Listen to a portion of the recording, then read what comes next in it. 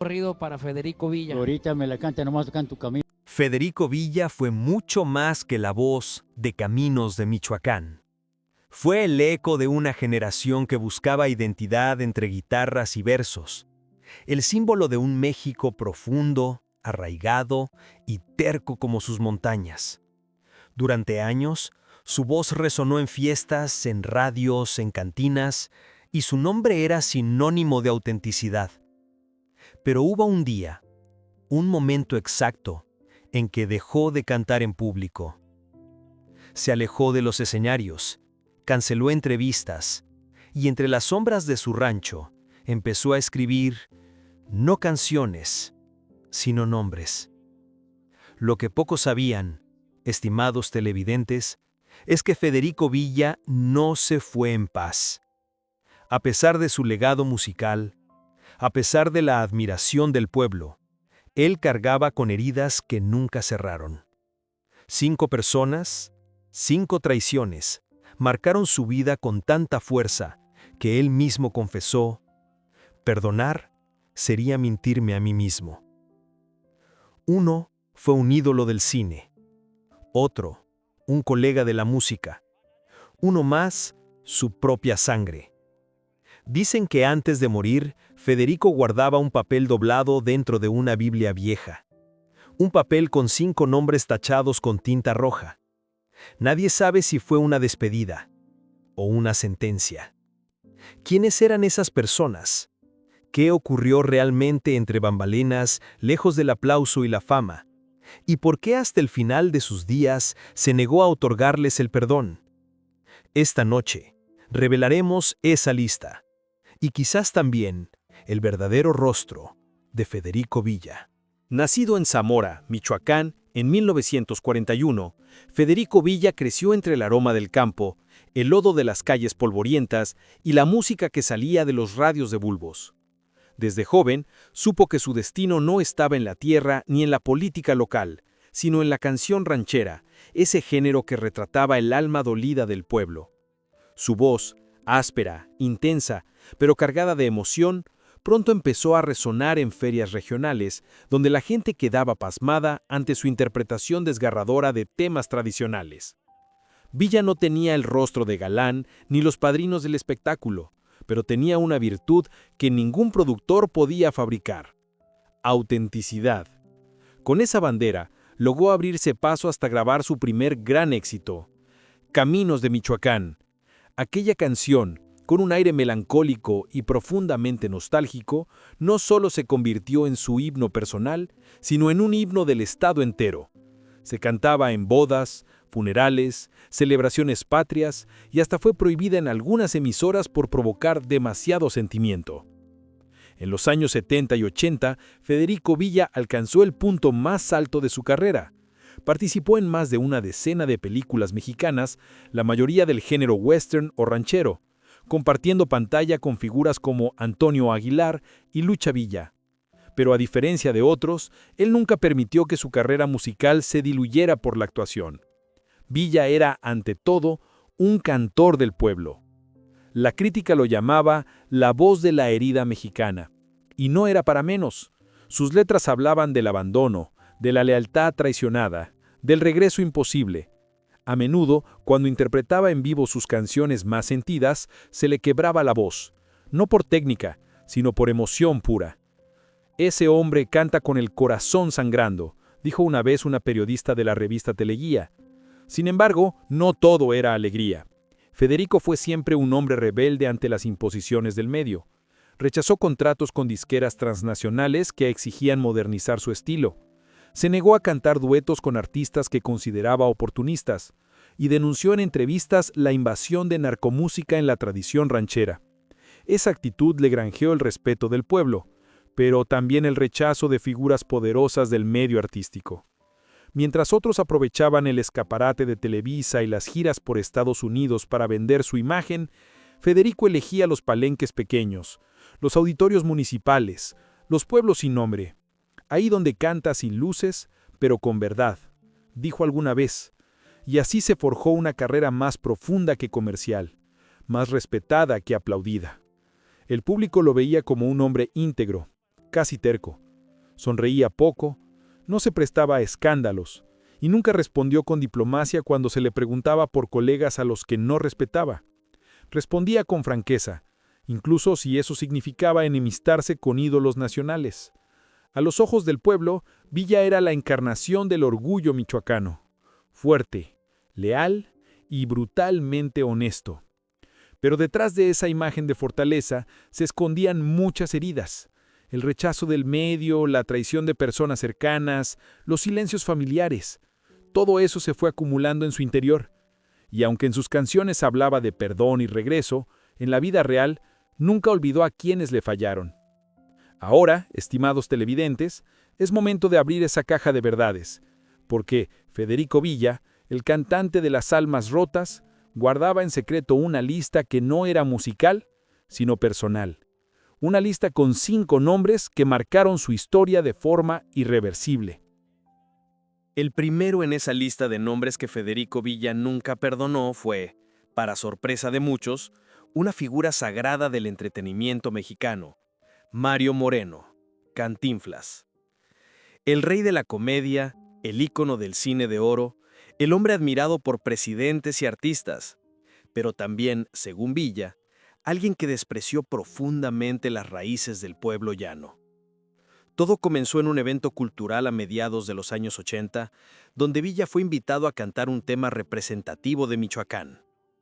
A última hora su participación fue cancelada sin explicación.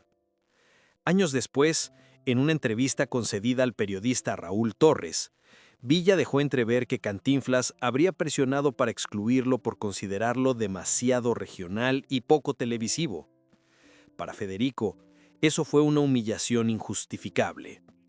Me borraron porque no pertenecía a su círculo, pero yo no canto para ellos, canto para mi gente. El segundo nombre en su lista fue mucho más directo y feroz: Alfredo Ríos, conocido como El Commander. A medida que los corridos progresivos y narcotemáticos se apoderaban de la música regional, Villa se convirtió en una de las pocas voces que alzaban la voz contra esta tendencia. En un famoso encuentro televisivo del programa Ventaneando, Federico declaró: «Si la música sirve para ensalzar la violencia, ya no es música, es propaganda peligrosa». El Commander, sintiéndose aludido, replicó en redes sociales llamándolo abuelo amargado y voz del pasado. A partir de ahí, Villa rompió públicamente con todos los artistas que apoyaban esa corriente. Canceló presentaciones, devolvió invitaciones y dijo una frase lapidaria: «Yo canté al amor, ellos cantan al miedo».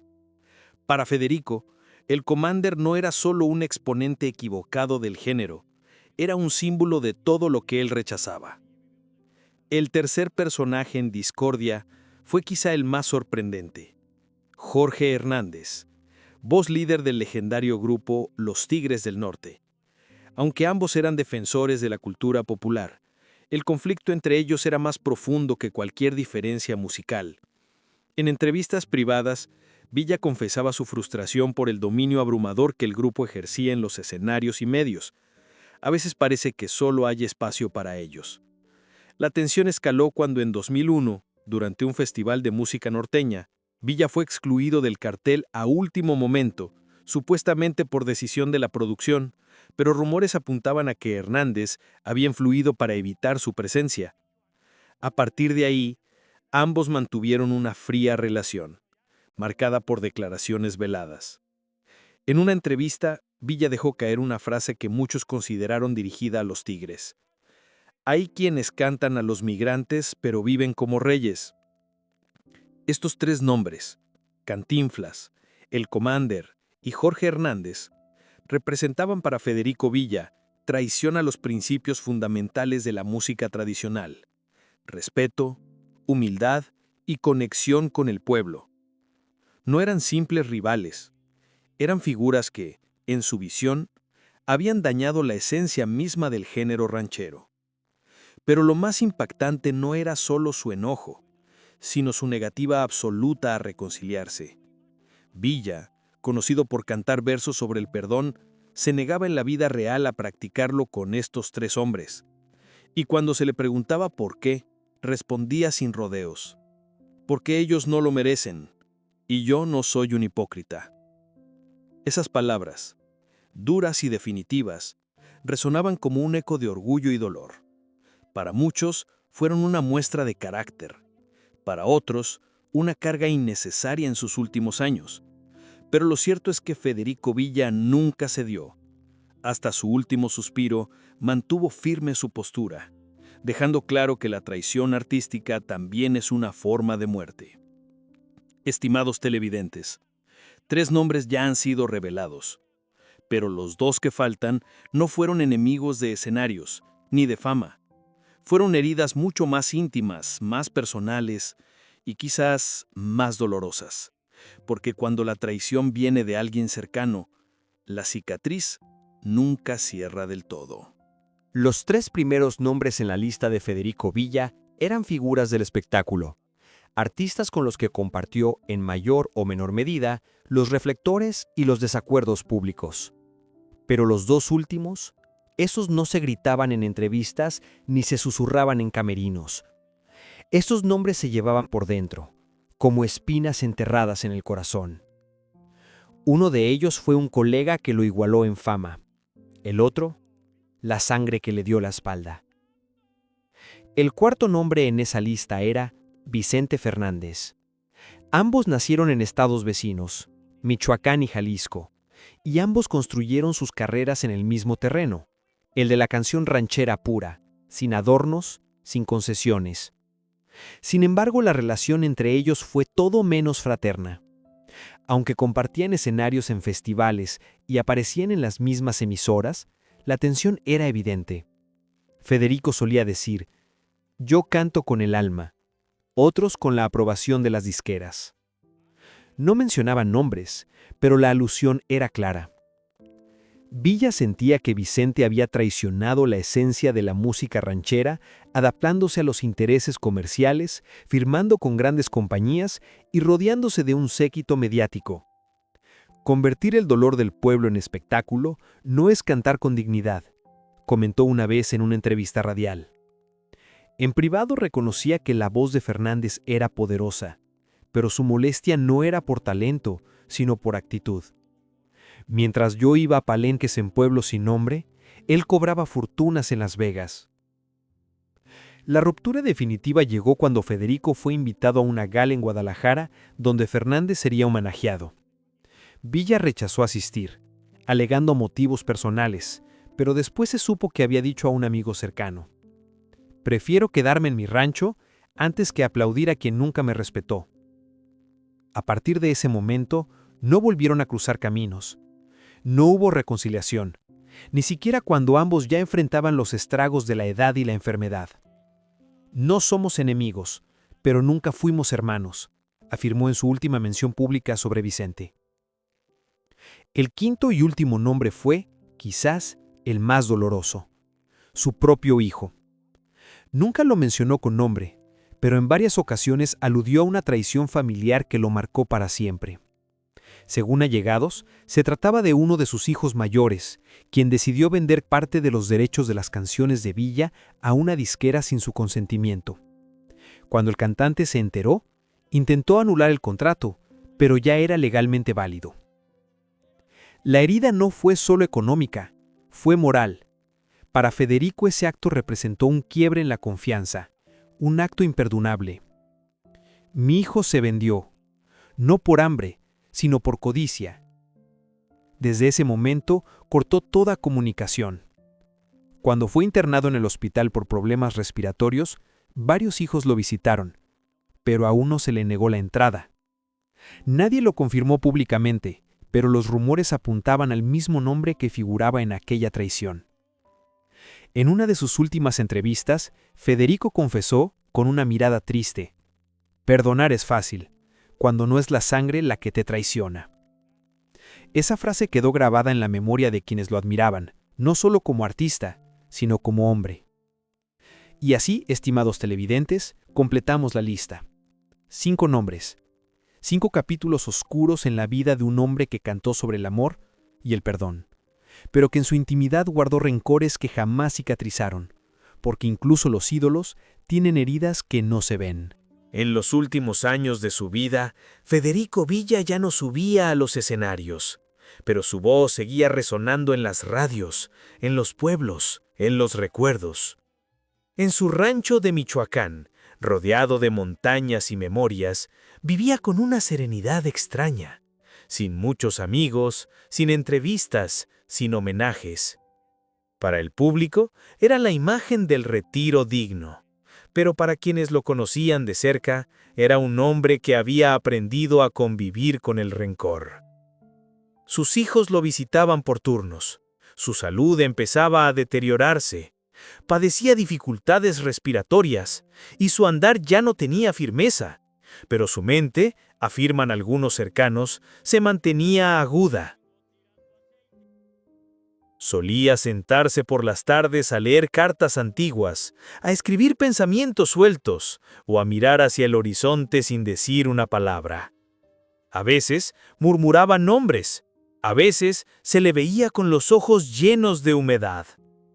Nunca lloró en público, pero el dolor de lo no resuelto habitaba en él como una sombra permanente.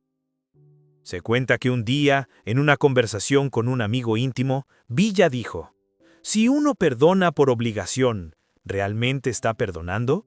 Yo no puedo, no debo». Esa fue quizás la única explicación que ofreció sobre su negativa a cerrar viejas heridas.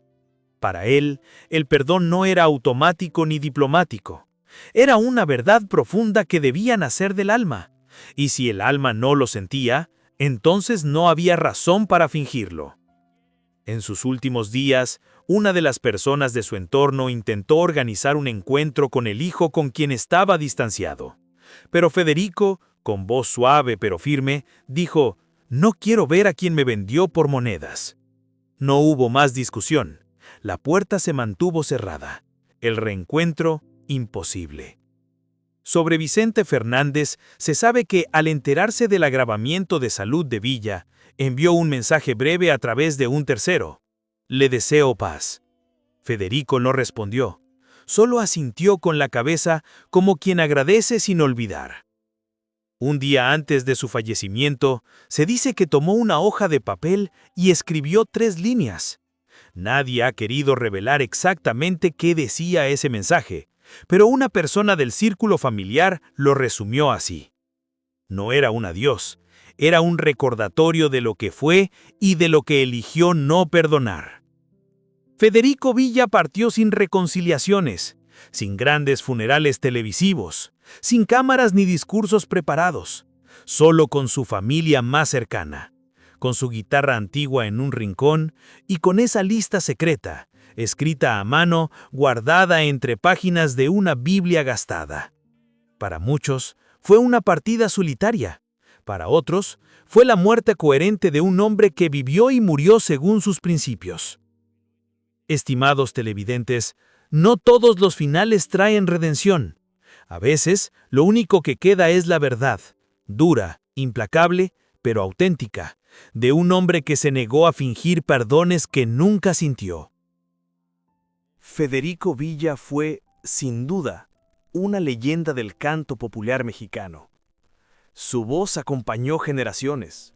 Sus canciones se volvieron himnos de amor, desamor y nostalgia. Pero su historia no termina con un aplauso final ni con abrazos en hospitales. Termina con preguntas que hoy, estimados televidentes, merecen ser reflexionadas. ¿Puede alguien vivir con la firme decisión de no perdonar? ¿Es el orgullo una forma de honestidad o simplemente una cárcel sin rejas? Federico Villa no murió enojado, dicen algunos. Murió en paz con sus elecciones. Pero esas elecciones incluían no olvidar, no tender la mano, no cerrar ciertas heridas. ¿Eso lo hace menos admirable o más humano? En tiempos donde se exalta el perdón como solución universal, Villa fue una excepción. Defendió su derecho a la memoria, a la coherencia, a mantenerse firme en sus principios aunque eso significara partir con asuntos pendientes. Tal vez, en el fondo, sabía que el perdón impuesto es otra forma de mentira, y él nunca fue un hombre de falsedades. Tal vez su historia nos invita a otra lectura. Que no todos los héroes terminan reconciliados. Que no toda vida se cierra con un abrazo. Que a veces el final también puede ser un acto de resistencia íntima. No por rencor, sino por convicción. Estimados televidentes, esta fue la historia de un hombre que vivió con música en el alma, pero con silencios profundos en el corazón. Un hombre que decidió a quién no perdonar y por qué. Quizás, después de todo, lo importante no sea perdonar a todos, sino vivir y morir fiel a lo que uno siente verdaderamente. Gracias por acompañarnos en esta historia llena de voces, sombras y decisiones difíciles. Hasta el próximo capítulo de Leyendas y Secretos.